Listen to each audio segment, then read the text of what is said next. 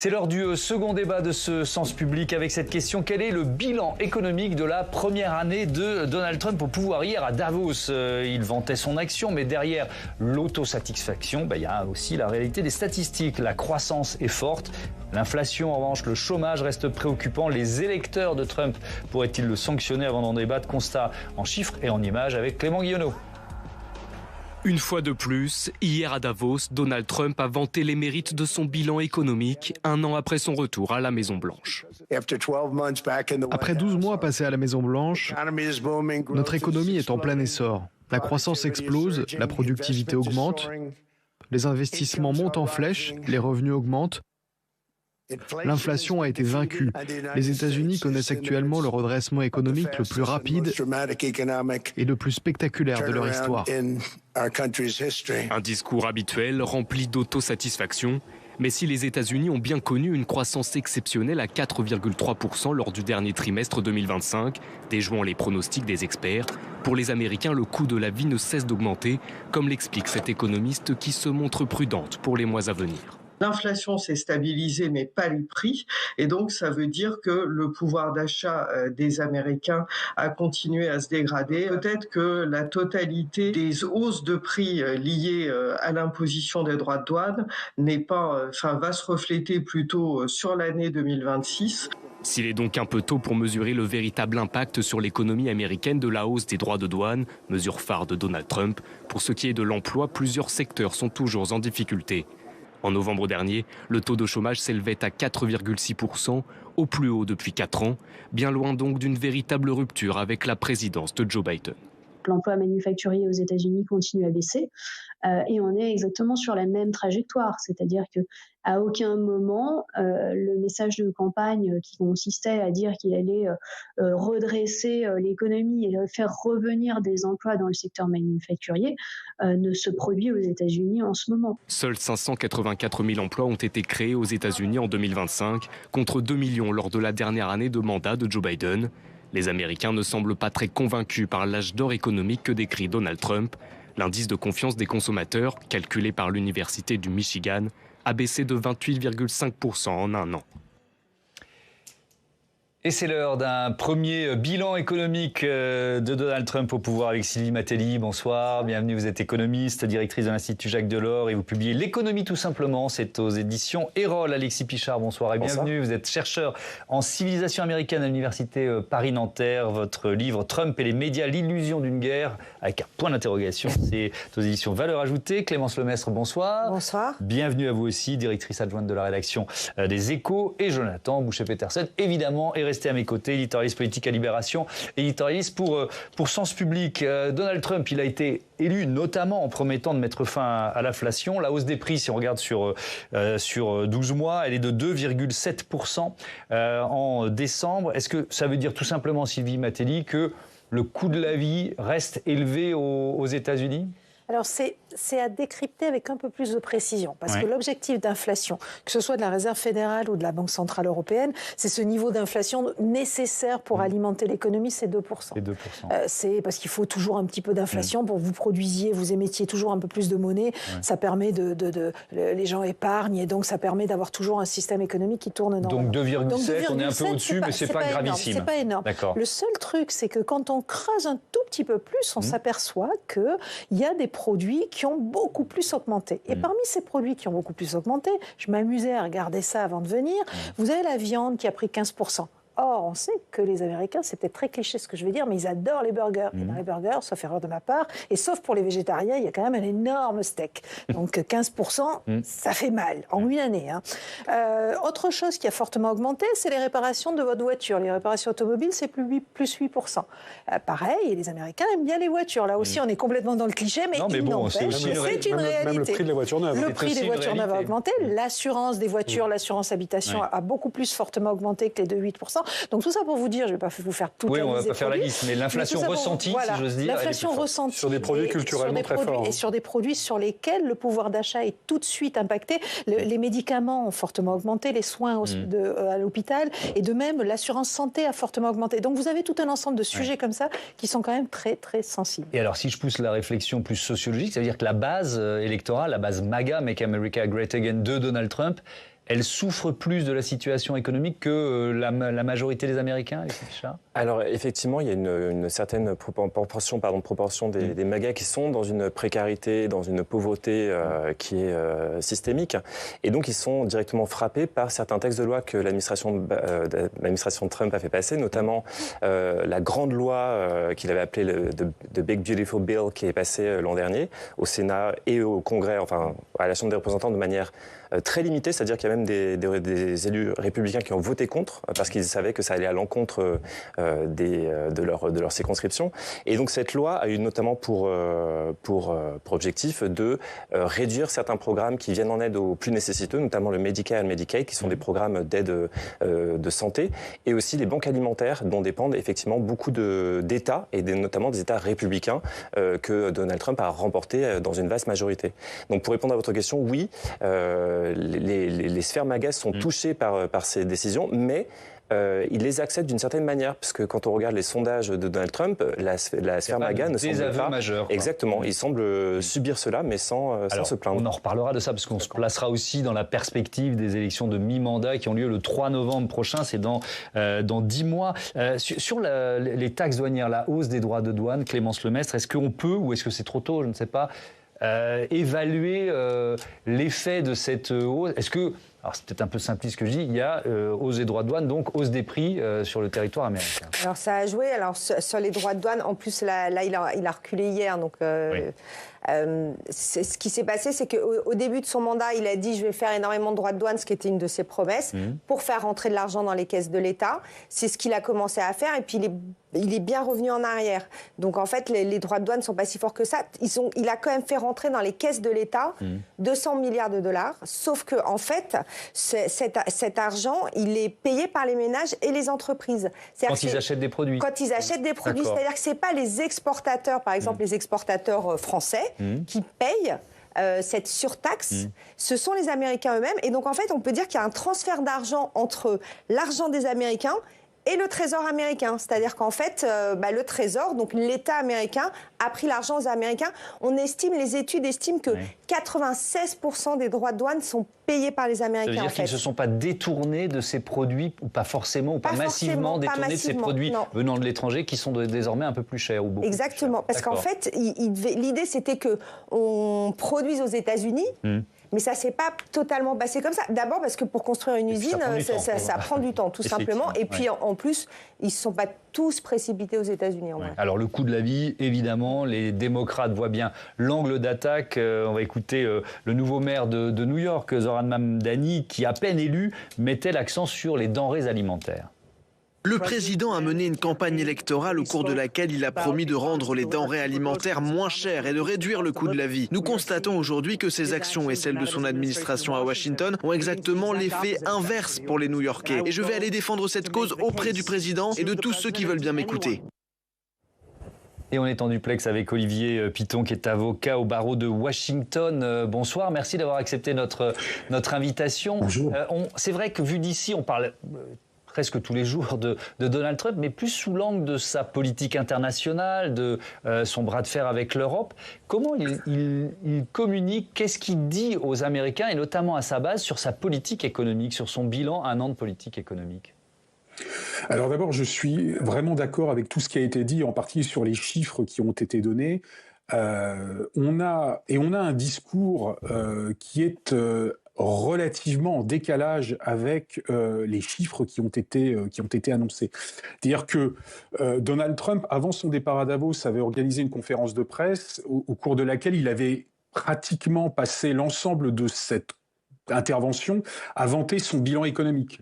Parce qu'il sent bien, à ce stade, on est à la fin du mois de janvier avec des élections intermédiaires au mois de novembre, que le compte n'y est pas et que la frustration ou l'insatisfaction d'une grande partie de l'opinion publique américaine, peut-être à l'exception des MAGA, je suis complètement d'accord avec ce qui a été dit, est quand même assez patente. Et donc il sait qu'il doit répondre là-dessus. Sur la réalité, pour le panier du ménager, en ce qui me concerne, c'est moi qui fais les courses, ou le panier de la ménagère, il est incontestable qu'on est parti sur des niveaux qui étaient assez hauts à la fin de la mandature de Joe Biden. Et il faut quand même ne pas oublier que les prix étaient déjà extrêmement élevés l'année dernière et qu'ils n'ont pas véritablement baissé, voire peu baissé, voire augmenté. Une de vos intervenantes parlait avec beaucoup de justesse des problèmes de viande, des problèmes de voiture. On peut rajouter les œufs, le lait. En gros, tous les produits de première nécessité n'ont pas véritablement baissé et pèse dans le budget des ménages. Donc, il a besoin de répondre sur ce point. Il explique qu'il a 2 leviers. Le premier levier, c'est sa loi qui, d'après lui, permet de faire baisser les prix. La loi qui a été votée de justesse au Congrès il y a quelques mois, au mois d'avril dernier, et qui ne répond pas aux attentes. Et son deuxième levier, ça a été rappelé également, ce sont les tarifs douaniers. Mais là-dessus, il est sous la menace de la Cour suprême, qui, après les auditions du 5 novembre dernier, qui n'ont pas donné le sentiment que les juges le suivaient, y compris les juges conservateurs. Donc il y a un vrai risque en fait de vote négatif, de décision négative de la part de la Cour suprême, ce qui créerait d'autres problèmes, on en parlera peut-être un petit peu plus tard. Mais en tout état de cause, ces 2 leviers ne fonctionnent pas du tout ou fonctionnent relativement peu. Et donc, on ne va pas noircir totalement le tableau, parce qu'il y a des choses qui sont positives dans l'économie américaine, mais en gros, effectivement, par rapport aux promesses qu'il avait faites lors de sa campagne, le compte n'y est pas. Oui, alors parmi les points positifs, il y a la croissance qui est forte, bien supérieure à la moyenne européenne, notamment grâce au boom de l'intelligence artificielle, le secteur du numérique. C'est ce que nous explique Pierre-Olivier Gourinchas, qui est économiste en chef du Fonds monétaire international. Nous assistons à des investissements massifs, en particulier aux États-Unis. Cela soutient la croissance à court terme et contribue certainement de manière significative à la performance économique des États-Unis. Cela pourrait être transformateur et entraîner des gains de productivité. C'est le scénario optimiste de l'IA, si vous voulez. Mais cela peut aussi conduire à une correction du marché, comme nous l'avons vu dans le cas des révolutions technologiques passées. Lorsque l'Internet a été introduit, nous avons connu le boom des dot-com, suivi d'un effondrement. Sylvie Mattei, première question sur ce boom de l'économie numérique et de l'intelligence artificielle. Ça, c'est un aspirateur à investisseurs, en quelque sorte. Est-ce qu'il y a beaucoup d'investisseurs étrangers qui continuent d'aller vers le marché américain aujourd'hui? Alors, j'ai pas trouvé les chiffres avant de venir pour 2025, parce qu'elle se termine l'année et que l'investissement étranger, c'est difficile à mesurer. Donc, il faut attendre vraiment, il faut attendre quelques mois. Simplement, effectivement, sur l'intelligence artificielle, on sait que c'est un facteur de croissance et que le boom est une réalité, avec certains qui s'inquiètent même de la bulle spéculative. On a vu les valeurs, je suis allée regarder ça, les valeurs numériques, hormis Microsoft qui a quelques difficultés sur une année, toutes les autres, Nvidia, etc., c'est plus 20%, plus 30%, plus 40% sur le prix de l'action. Et ça nous dit encore autre chose, qui est le deuxième facteur qui explique la croissance aux États-Unis, c'est la consommation. Cette croissance américaine, moi c'est quelque chose qui m'a fortement étonnée quand j'ai commencé à regarder les analyses, c'est que la croissance américaine, elle est fortement portée par la consommation.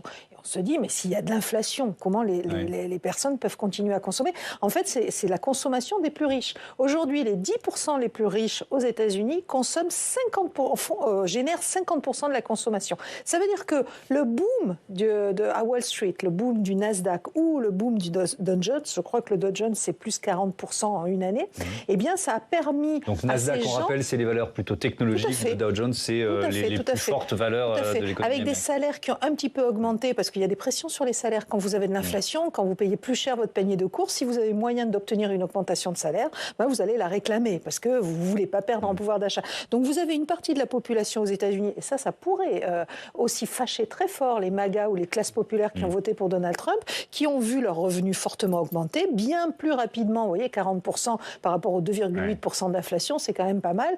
Donc on a ces inégalités qui se creusent, qui soutiennent la croissance, mais malgré tout, qui créent aussi des différences de niveau de vie entre les populations. Jonathan. Non, mais il y a 2 points, si on l'a déjà dit dans cette émission, c'est qu'en gros, il y a les grandes proclamations de Donald Trump, un rapport à la réalité qui peut être contestable, qui est parfois difficile d'ailleurs à contester de façon aussi virulente que ce qu'il le fait.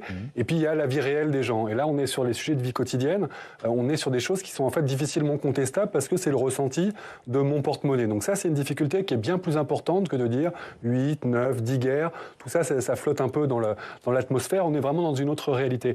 Il Il y a un deuxième point, et ça c'est vrai pour toutes les économies, c'est le décalage entre un certain nombre d'indicateurs macro, la croissance, à qui elle profite cette croissance? Comment est-ce qu'elle ruisselle? Comment est-ce qu'elle se répartit en termes de répartition de la richesse? Et c'est vrai que dans l'électorat de Donald Trump, qui n'est pas simplement un électorat de classe supérieure, qui est aussi un électorat très populaire, on a vu des bascules de l'électorat de Bernie Sanders à l'électorat Trump par une espèce de promesse de réindustrialisation, promesse de retrouver un âge d'or. Ça, c'est pas... Et cette dimension complètement inégalitaire, elle peut permettre d'avoir une espèce de vernis, effectivement, le boom de l'IA. Bon, l'IA, c'est autant des croissances exponentielles en bourse que des promesses de destruction d'emplois dans un certain nombre de secteurs, notamment les plus fragiles. Donc voilà, c'est vrai qu'il peut y avoir cette lecture ambivalente d'une économie américaine avec un grand E qui va plutôt pas mal, et d'Américains qui vont plutôt très mal. En tout cas, sur le chiffre de la croissance. Ce boom de l'IA, à qui il profite justement, Clémence? Justement, il profite aux GAFAM. Il profite aussi aux proches de Trump qui ont investi à Wall Street. Et en fait, ce boom de l'IA, il porte, c'est ce que vous disiez, la moitié de la croissance américaine, alors que c'est 10% du PIB. Donc on voit la différence entre, c'est une petite part du PIB pour l'instant, ça porte toute la croissance. Et pour dire ce que vous disiez, on a vraiment l'impression d'un beau tableau quand on regarde de loin, et c'est le tableau que dessine Trump d'ailleurs, qui dessine pour les élections de mi-mandat. Et puis quand on s'approche de ce tableau, on s'aperçoit un peu comme peut-être un tableau qui a été qui est un peu âgé, et on s'aperçoit qu'il y a des fissures, et ces fissures, c'est effectivement le pouvoir d'achat des gens, et c'est un peu les gens qui ont quand même voté pour Donald Trump quand il y a une petite minorité qui profite du boom de l'IA, qui est en Californie, qui est au Texas, qui est éventuellement dans les grandes villes de l'Est, mais tout le centre des États-Unis qu'on sait qu'ils votent pour Donald Trump, eux, ils profitent pas tellement de ce boom de l'IA, et ils sont au contraire victimes de la hausse des droits de douane et victimes des représailles sur la hausse des droits de douane, puisque on voit, pour continuer sur cette idée, c'est que les agriculteurs du Midwest, ils ont eu une production de soja l'année dernière absolument énorme. Or, la Chine, qu'est-ce qu'elle a fait en représailles des droits de douane? Elle a dit, j'achète plus de soja américain, je vais acheter du soja brésilien. Et donc, toutes ces personnes, en fait, elles sont extrêmement touchées par la politique de Trump, même si Trump fait ses beaux discours, que grâce à lui, l'économie va très bien, et que ce n'était pas le cas à l'époque de Sleepy Joe, donc son prédécesseur, Joe Biden, dont il aime bien se moquer. Réaction de Lionel qui nous écrit de Carqueran, les États-Unis sont-ils devenus inabordable? Et puis alors, il détaille, je confirme, pour y aller régulièrement, un dîner chez un Italien classique sans chichi, $85 par personne, sans le vin. C'est du vécu. Est-ce que c'est ressenti par de plus en plus d'Américains, Alexis Pichard? Oui, c'est-à-dire le fait de ne plus pouvoir s'offrir un certain nombre de choses qu'ils pouvaient s'offrir auparavant. Absolument, et c'est d'ailleurs le cœur du narratif des démocrates en ce moment, c'est le concept de affordability, donc c'est-à-dire la possibilité de se payer des choses, l'abordabilité en mauvais français, ou le pouvoir d'achat. Et ce qui est drôle, c'est que Donald Trump, dans ses dernières déclarations, et je pense que ça fait référence à la conférence qu'il a donnée, il disait que le concept d'affordability était une invention des démocrates. Il a peint ce tableau complètement incroyable de l'économie américaine en disant que l'âge d'or qu'il avait promis était en train d'être là, et il avait lieu, il se produisait, et c'est peut-être aussi cela qui va créer des résistances chez ces électeurs les plus récalcitrants au réel, c'est que ils voient dans leur chair, dans leur quotidien, que ce n'est plus l'économie de Joe Biden qui les prive de burgers, d'aller manger dans un restaurant italien, ou c'est bien la politique de Donald Trump. Et je prends juste l'exemple de la santé. C'est vrai que Donald Trump a passé énormément de lois, en tout cas de législation, pour augmenter le prix pour accéder à une assurance santé. Et la dernière législation qui a passé a été le non-renouvellement des subventions de l'Obamacare, qui avait justement pour but, durant la pandémie, de permettre à 20 millions d'Américains d'avoir accès plus facilement à l'assurance santé. Faire avec les labos pharmaceutiques. Tout à fait. Une baisse des prix des médicaments. Il a mis en scène tous les patrons de labos derrière lui qui étaient venus vanter la politique économique de Donald Trump et signer un accord pour baisser le prix des médicaments. Bon, il faudrait voir là aussi, en prenant un peu plus de recul, il y a eu un accord, mais en fait sur juste quelques molécules. Oui, c'est ça. Donc la baisse est pas tant ressentie non plus par les Américains. Alors on a titré notre débat « Trump s'est enrichi et les Américains » pour l'interrogation. On a commencé à répondre sur la question « les Américains ». Là, vous allez nous faire la démonstration, Jonathan, que celui qui s'est enrichi, c'est bien Donald Trump lui-même. Oui, le grand gagnant du retour de Trump, c'est Trump. Donc c'est pas vraiment une surprise. On sait que le président américain, on l'a beaucoup dit, est avide de s'enrichir personnellement, qu'il mélange la conduite des affaires du pays avec ses intérêts privés, mais les chiffres sont quand même spectaculaires. Donc selon le magazine Forbes, qui je pense même pour Donald Trump fait autorité en la matière, Son patrimoine net, donc à la fin de 2025, c'est 6,7 milliards de dollars. Et c'est une hausse de 2,8 milliards depuis son retour en un an. Ça plus 58%. Quand on voit quand on parlait inflation et compagnie, là c'est assez tranquille pour l'absorber. Ouais. C'est ce qui s'appelle un début de mandat très rentable. Alors on va détailler en quoi son retour à la Maison-Blanche lui a été profitable. Le premier élément, c'est en août 2025. Il y avait une amende qui planait de 500 millions de dollars, une amende qui lui avait été infligée pour avoir gonflé son patrimoine. C'était une obsession régulière de Donald Trump afin d'obtenir des prêts à un taux plus avantageux. Alors la condamnation est restée, mais l'amende a sauté. Hop, 500 millions dans la poche. Mais c'est surtout dans l'univers des crypto-monnaies qu'il a touché le jackpot. Et les crypto-monnaies, c'est un secteur qu'il soutient à fond depuis son retour à la Maison-Blanche, alors que pendant des années, il expliquait que ça reposait sur du vent, que c'était pas de la vraie économie, tout ça. Donc il a quand même créé une entreprise en 2024 à l'initiative de ses fils, qui en profitent aussi largement. Cette entreprise, elle a généré 2 milliards de dollars dans les 10 mois qui ont suivi sa réélection. Et on se souvient aussi que juste avant sa prise de fonction, il avait créé ce qu'on appelle un memo coin à son nom, autrement dit un actif purement spéculatif, assez égotique aussi, dont le cours ne reposait sur rien d'autre que l'euphorie de ses soutiens.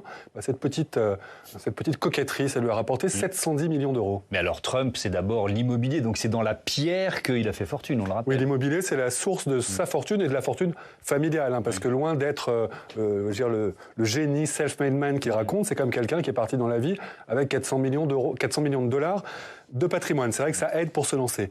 Aujourd'hui, selon Forbes, donc ces golfs, ces hôtels qu'on connaît bien, Mar-a-Lago notamment, ça pèse 2,5 milliards de dollars au total. Il est par ailleurs propriétaire de nombreux immeubles, dont la fameuse Trump Tower à New York, qui est estimée à 115 millions de dollars. Et là encore, Trump n'hésite pas en fait à profiter de sa position pour étendre son empire.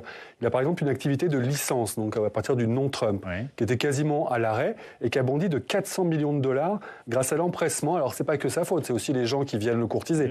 L'empressement de promoteurs étrangers de collaborer non pas avec le génie Donald Trump, mais avec Donald Trump, le président des États-Unis, avec tous les leviers de pouvoir qu'il peut avoir.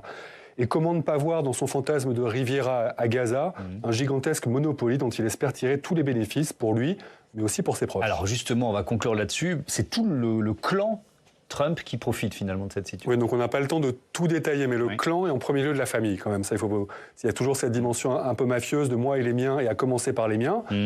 Donc son gendre, Jared Kushner, qui a une double casquette. D'un côté, il est un des principaux émissaires diplomatiques sur les principaux dossiers qui intéressent Donald Trump, et de l'autre côté, il entretient des liens étroits, c'est un euphémisme, avec l'Arabie Saoudite, qui fait pleuvoir les milliards sur son fonds d'investissement.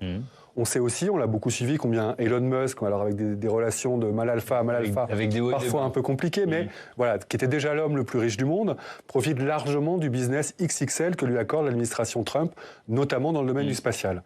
Donc tout cela, ça se fait dans un mélange des genres, pas forcément complètement nouveau, mais absolument sans précédent par son ampleur et son intensité entre la sphère publique et les intérêts privés. Ça, c'est une des spécificités de la présidence Trump. Et je pense, sans se tromper, on peut faire le pari qu'il va profiter à fond du reste de son mandat pour faire gonfler encore un peu plus sa fortune. C'est sûr que c'est plus facile quand on est l'homme le plus puissant du monde. Merci beaucoup, Jonathan. Je me tourne vers Olivier Piton parce que, vu d'ici, évidemment, on a un rapport à l'argent qui n'est pas celui de la société américaine. Ça nous choque fortement. Est-ce que ça choque les Américains, le fait qu'un président s'enrichisse pendant son mandat ? Pas vraiment pour l'instant, mais ça pourrait advenir. Il faut se souvenir de l'entrée en campagne, en politique de Donald Trump lors de la primaire républicaine de 2016, où il avait dit, en fait, la grosse différence entre tous les autres candidats et moi, c'est que moi, ma campagne, vous ne serez pas obligé de la financer, je le ferai avec mon propre argent. Et ça avait beaucoup plu à l'époque, et ça lui avait permis déjà de décoller un petit peu. C'est-à-dire qu'il l'a redit au moment de la construction de cette fameuse salle de bal à la Maison-Blanche, expliquant que c'était lui qui l'avait payé avec ses propres deniers. Ça ne choque pas les Américains à partir du moment où il fait son travail. C'est-à-dire que ce qu'on va demander à un président américain, c'est effectivement d'être à la hauteur des promesses qu'il fait. Et les promesses doivent être tenues. On est vraiment dans une logique où on veut comptant dans l'histoire. Donc pour l'instant, ça n'est pas un débat, mais ça pourrait le devenir si jamais, effectivement, la croissance qui a, comme ça a été dit, pour tout un tas de raisons, et d'ailleurs, c'est intéressant que la croissance s'est maintenue, parce qu'il y a aussi un effet, un levier psychologique. C'est-à-dire que si les gens ont énormément consommé, et y compris d'ailleurs dans les classes populaires, puisqu'on a eu une augmentation de 15 à 40% des achats de Noël au moment des dernières fêtes de Noël par rapport à l'année d'avant. C'est-à-dire que, y compris pour aller s'offrir un petit cadeau, on augmentait on ouvrait son porte-monnaie. Donc à partir du moment où il reste cette confiance, où on considère que le discours volontariste de Donald Trump peut porter des fruits et que donc on le soutient directement ou indirectement en consommant, on laissera de côté la question de son enrichissement, mais ça peut être extrêmement versatile et il n'est pas impossible que d'ici les élections intermédiaires, ça devienne un vrai sujet, surtout si la stagnation et l'absence d'augmentation je dirais, de perspective de mieux-être économique devenait véritablement un problème aux États-Unis. Alors, pendant que vous nous parliez, il y avait une réaction d'un téléspectateur qui vit aux États-Unis, c'est la deuxième, donc je me rends compte qu'on a du public aux États-Unis, c'est super. On est ravis et merci de nous suivre et de votre fidélité. Il y a autour de la personnalité, de la politique économique de Maison-Blanche, de Donald Trump, si je me souviens, je vais trop vite. Avant son retour à la Maison-Blanche, Sylvie Matelli, plutôt été soutenu par les patrons, notamment les patrons mondiaux. Je me souviens d'un discours à Davos d'un des plus grands banquiers qui avait souhaité le retour de Donald Trump à la Maison-Blanche. Est-ce qu'ils sont en train, peut-être que c'est que le début, mais de déchanter et peut-être de lâcher le président américain? Ou est-ce que c'est trop tôt pour dire ça? Alors, il l'avait soutenu parce qu'il avait quand même sorti le bazooka, si vous me permettez l'expression, qu'on a beaucoup entendu pour toute autre chose ces derniers jours. C'est-à-dire, il promettait quand même des régulations massives, il promettait que du fait de sa politique, la bourse allait fortement augmenter. Donc, il avait fait un certain nombre de promesses qui ne pouvaient que convaincre et qu'il allait relocaliser sur le territoire américain, etc., etc. Sauf que là, il a une politique agressive, un peu désordonnée. C'est surtout le côté imprévisible de sa politique. Et c'est les doutes sur la suite. C'est qu'on commence à parler autour de l'affaire de Jérôme Powell et de la Réserve fédérale, par exemple. On commence à parler d'un risque de décrochage, d'un risque de crise. On a parlé tout à l'heure de la bulle spéculative autour des valeurs du numérique. Certains commencent à craindre que cette bulle n'éclate à un moment donné ou à un autre. Donc il y a un certain... Et puis son côté erratique sur des droits de douane, un jour à 200%, le lendemain à 25%, puis finalement à 10%, et puis on revient ensuite à 200%. Enfin, tout ça rend la capacité des entreprises à prévoir l'avenir, à penser l'avenir, à se projeter, donc à investir extrêmement compliqué. Donc l'investissement reste fort parce qu'il y a l'intelligence artificielle, mais très clairement, on sent qu'il commence à y avoir des craintes et des doutes sur la suite des événements. Donald Trump qui évidemment a les yeux rivés sur Wall Street, il regarde ça de très près, Clémence Lemestre. Il y a plutôt une progression de Wall Street depuis un an. Est-ce que c'est une façon pour les investisseurs de voter? Vous voyez ce que je veux dire? De réagir au choix économique de Donald Trump? Il y a clairement une façon de réagir et de voter. Pour continuer sur ce que vous disiez, à Davos où il était... il y a quand même le patron du fonds Citadel, qui est un très gros fonds américain, qui en public a critiqué la politique de Trump en disant que justement c'était versatile et que les entreprises avaient besoin de stabilité et que c'était idiot de distendre, enfin d'écarter le lien entre l'Europe et les États-Unis. Sur Wall Street, ça a énormément augmenté. C'est surtout le Nasdaq qui a énormément augmenté. Donc les valeurs technologiques, celles qu'on appelle les 7 magnifiques, qui sont donc les Google, Apple, tout ça, mais aussi Nvidia, donc la nouvelle pépite qui est l'entreprise la plus valorisée au monde. Donc c'est les puces électroniques, c'est les semi-conducteurs, c'est ce qu'il y a dans tous les objets, et c'est surtout ce qui permet de faire de l'intelligence artificielle, en fait. Et donc tout ça, ça augmente. Les autres, un peu moins. Et ce qui commence à être intéressant, et à propos justement de la bulle IA, c'est qu'on s'est aperçu en fait que les investisseurs avaient mis tous leurs œufs dans le même panier, à savoir l'IA aux États-Unis, et ils commencent à se dire c'est peut-être pas hyper prudent, et donc ils commencent à investir toujours dans l'IA, toujours dans les valeurs technologiques, mais ailleurs dans le monde, et notamment à Hong Kong et en Corée du Sud, où les valeurs technologiques de ces bourses ont énormément augmenté. Et sur le fait que Wall Street fait de la politique, on l'a vu il y a 2 jours, donc Trump menace d'envahir le Groenland, et puis après menace de nouveaux droits de douane, 25% à tous ces méchants qui ne veulent pas me donner ce morceau de glace. C'est quand même ce qu'il a dit. C'est le terme qu'il a employé. C'est le terme qu'il a employé, ce morceau de banquise. Piece of ice. Et donc Wall Street a chuté, les taux d'intérêt qui vont influer après sur les taux immobiliers, etc., ont grimpé. Et quand même, le lendemain, il est revenu en arrière en disant non, finalement, j'ai trouvé un accord avec l'OTAN qui est super. Donc on sent quand même que les investisseurs, les banquiers, les hommes d'affaires, enfin Wall Street, la bourse, ce monde de la finance fait de la politique et que Trump l'écoute surtout. Autant il n'écoute pas certains de ses conseillers, il n'écoute pas les démocrates, autant quand la bourse chute, là il se dit je vais peut-être changer un petit peu. Oui, il regarde ça effectivement de près. On a vu qu'un certain nombre d'indicateurs, on a parlé de l'inflation, on a parlé de la croissance, on a regardé le taux de chômage qui était en novembre 2025 à 4,5% de taux de chômage, 700 000 de plus qu'il y a un an. En novembre, c'était le niveau le plus haut depuis 2021, ça a un tout petit peu baissé en décembre à 4,4%. Il y a souvent un lien, et particulièrement aux États-Unis, entre chômage et pauvreté. On va parler de pauvreté tout de suite avec Stéphane Duguet. Rebonsoir Stéphane. Rebonsoir. Avec une polémique, ou en tout cas un débat aux États-Unis qui fait rage depuis quelques jours, quelques semaines. On pourrait être pauvre, un couple pourrait être considéré comme pauvre alors qu'il gagne 140 000 $ par an. Oui, c'est la thèse de Michael Green, un gestionnaire de portefeuille à Wall Street, et c'est raconté dans le journal Les Échos. Alors, pour lui, le seuil de pauvreté actuel, il est obsolète parce qu'aujourd'hui, aux États-Unis, donc, on considère comme pauvre une famille avec 2 adultes et 2 enfants qui gagnent moins de 32 000 $. Voilà ce qu'il faut gagner pour être pauvre. Et d'après les derniers chiffres officiels disponibles, ça représente 12% des Américains en 2024, soit 40 millions de personnes sur une population de 332 millions d'habitants.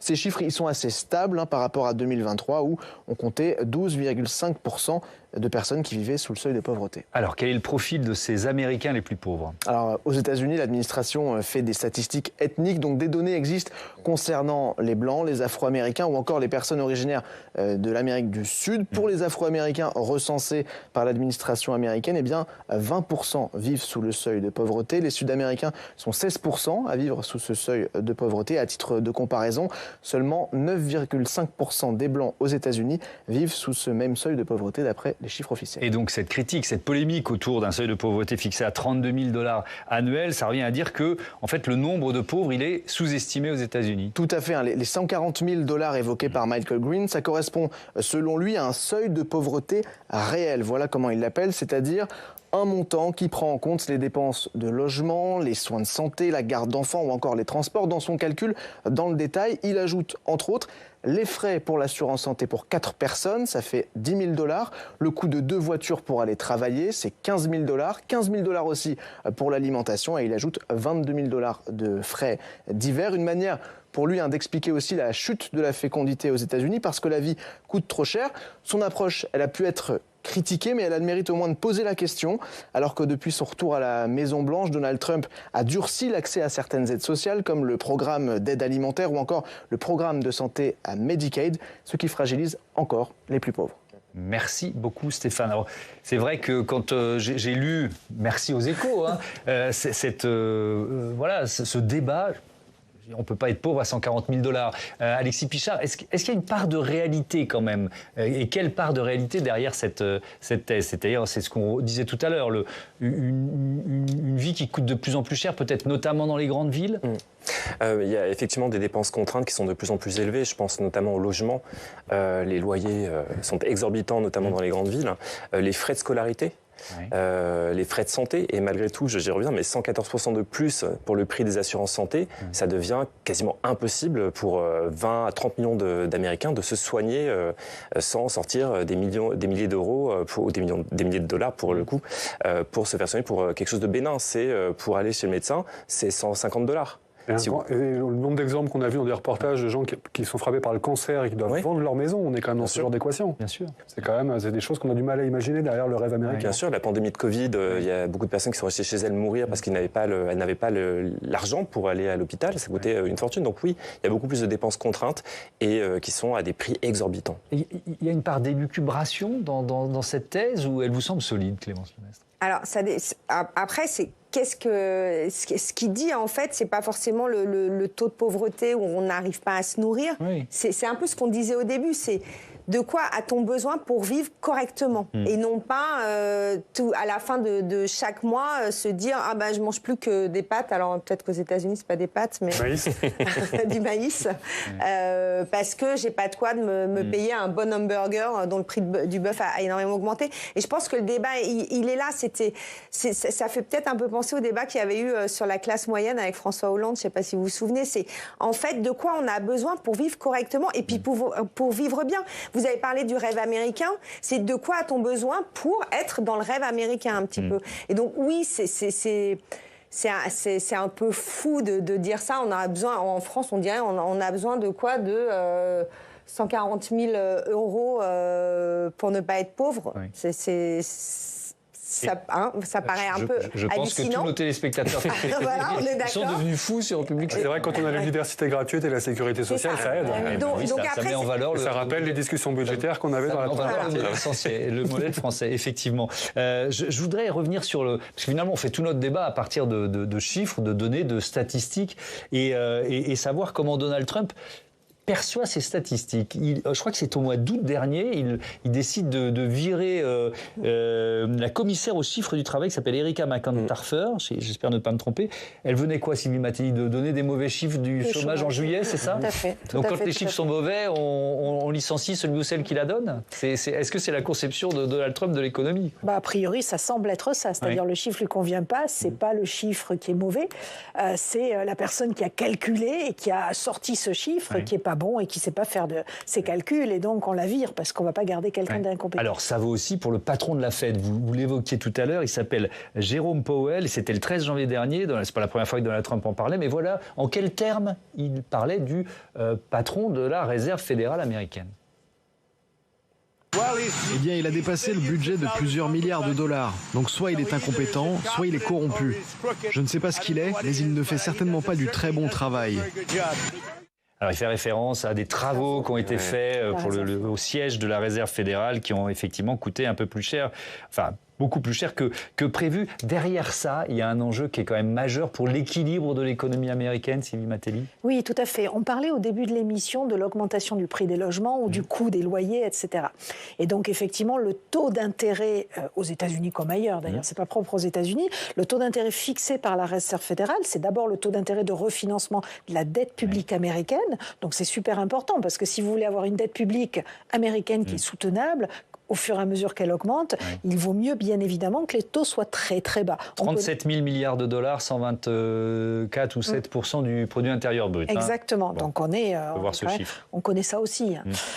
Et puis, le deuxième impact, c'est que ce taux d'intérêt-là, il sert de repère pour les taux fixés par les banques sur les crédits des ménages. Donc, bien évidemment, quand le taux est élevé, et en général, quand il y a de l'inflation, le taux d'intérêt est élevé parce que c'est un moyen de stopper la demande, de contenir l'inflation. Et c'est pour ça qu'il est élevé aux États-Unis. C'est-à-dire on a encore une inflation qui n'est pas totalement sous contrôle. Donc la Réserve fédérale a choisi de maintenir des taux assez élevés. Or, je crois qu'ils sont à 2,5%. Or, Donald Trump souhaite les baisser à 1%. Et donc il veut tordre le bras de Jérôme Powell. Tout à fait. Il veut tordre le bras de Jérôme Powell pour le faire. Et Jérôme Powell ne se laisse pas faire puisque lui, sa mission, la mission qu'on lui a fixée, c'est de maintenir la stabilité des prix, de faire baisser l'inflation. Et en plus, il se dit, Jérôme Powell, que faire baisser l'inflation, c'est aussi servir le pouvoir d'achat des ménages, donc c'est pas complètement idiot. Donald Trump n'est pas content du tout parce qu'on lui résiste et il s'est mis en tête de virer ce monsieur. Alors ce monsieur doit partir au printemps, simplement il aurait bien aimé, ça fait 1 an qu'il est là, Donald Trump, il en a un peu assez de le voir, il aurait bien aimé le faire partir avant, donc il a essayé par tous les moyens, il a réussi à faire virer une des gouverneurs de la Réserve fédérale, puis elle a porté plainte et la justice lui a donné raison, elle a été réintégrée, ça a dû quand même encore plus agacer M. Trump, qui est aujourd'hui dans cette logique. La seule difficulté, c'est que pour Donald Trump, s'immiscer comme ça dans les affaires de politique monétaire, c'est revenir sur l'indépendance de la Banque centrale. L'indépendance de la Banque centrale, c'est un mantra qui a émergé à la fin des années 70 pour assurer que la Banque centrale va vraiment lutter contre l'inflation, qu'elle ne va pas répondre aux desiderata et aux envies de dépenses sans aucun contrôle des gouvernements en place et des administrations en place aux États-Unis. Donc c'est quelque chose qui affecterait très profondément les marchés financiers financiers et l'économie américaine et le dollar. On n'a pas fini de se projeter vers ces élections de mi-mandat. Alexis Pichard, qui, je le rappelle, ont lieu début novembre. Alors nous, vu d'ici, on parle de Trump sur son action internationale. À quel point il occupe les médias américains, il sait très bien faire, sur les questions d'économie, de pouvoir d'achat. Et comment il parle à la société américaine de son bilan, en fait? Eh bien, justement, c'est ce qu'on a dit tout à l'heure, c'est-à-dire qu'il est soit dans la négation de son bilan, soit d'une certaine manière, il va casser les indicateurs. Donc, il va licencier la directrice qui produit les chiffres. Il va tenter de tordre le bras au président de la Fed, qu'il a lui-même nommé. Et il s'est exprimé à un moment donné, il a dit, mais quel est le président incompétent qu'il a nommé? Il se trouve que c'est lui. C'est lui, oui. Son premier mandat, c'est ça? Oui, c'est ça, tout à fait. Donc, il a perduré. Et par contre, il a vraiment une difficulté à communiquer, c'est-à-dire que ce narratif ne fonctionne plus. Il fonctionne peut-être chez une partie des MAGA, mais là, les derniers sondages qui paraissaient disaient que 60% des Américains évaluent négativement sa première année, et surtout, ils trouvent qu'il vivait mieux sous Joe Biden d'un point de vue économique. Alors bien sûr, il y a quand même des fractures partisanes. On voit que les républicains sont plus conciliants, ils lui reconnaissent certaines qualités en termes de leader économique, mais les démocrates, c'est 93 ou 94% des démocrates qui estiment que son bilan économique est catastrophique. Alors, tiens, une dernière question, j'étais en train de l'oublier. Ismaël qui nous écrit de Saint-Didier au Mont-d'Or, c'est une très bonne question. Est-ce que la baisse de l'immigration imposée par Trump ne crée pas une pénurie de main-d'œuvre? Et avec quel impact économique, Clémence Lemaitre? Alors, ça crée effectivement une pénurie de main-d'œuvre, et avec un impact économique qui fait que ça augmente le coût de production, puisqu'en fait, cette main-d'œuvre n'était pas chère du tout. Et donc, il est en train de mettre tous les immigrés dehors. Et donc, du coup, ça renchérit, ça joue sur l'inflation aussi. Parce que du coup, tout ce que vous produisez aux États-Unis est plus cher, parce qu'en fait, les gens qui travaillent coûtent plus cher en fait à faire travailler, demandent des salaires plus élevés. Donc, ça a un véritable impact en fait. Merci. Tiens, Olivier Piton, j'ai une dernière question à vous poser avant que vous alliez faire vos courses, parce que vous avez dit que c'était le panier du ménager. Demain, parfait. Parce qu'on a une tempête de neige qui arrive. Bon, non, mais sur ces élections de mi-mandat, j'ai quand même lu que Donald Trump est en train de trouver le moyen de les reporter. En tout cas, il a suggéré l'idée de les reporter, ces élections de mi-mandat, c'est ça? Les annuler. Alors d'abord, le constat... Traditionnellement, les élections de mi-mandat sont toujours très défavorables au pouvoir en place. Et il n'y a pas de raison que ce soit différent cette fois-ci. Deuxième élément, les quelques élections, que ce soit en Floride, par exemple, avec la mairie de Miami, ou pour le poste de gouverneur en Virginie, qui est un petit peu moins prégnant, mais quand même sur les scores, c'est assez impressionnant, on assiste à un véritable effondrement du camp républicain. Avec, en particulier pour la mairie de Miami, qui a été remportée par une élue démocrate, des scores qui n'avaient pas été atteints depuis plus d'un siècle. Donc on se prépare, et Donald Trump se prépare à une défaite massive, flagrante, très forte, sauf changement majeur d'actualité, à l'occasion des élections du mois de novembre. Qu'il ait appelé à de nombreuses reprises soit à reporter les élections, soit à ne pas les tenir, de la même manière qu'il avait expliqué qu'il pouvait se représenter un troisième mandat, fait partie du narratif visant, comme toujours, à rendre, à appeler la lumière à lui et à faire en sorte qu'on ne parle que de lui et toujours de lui. Bon. Sur la réalité, il n'y a pas pour l'instant... Je peux me tromper, mais aujourd'hui, il n'y a pas de raison sérieuse de penser que les élections pourraient être reportées ou, pire, annulées. Voilà où on en est. Merci beaucoup. Merci à tous. Depuis les États-Unis ou ici en plateau. C'était un débat passionnant. Sylvie Matelli, l'économie tout simplement, c'est aux éditions Erol.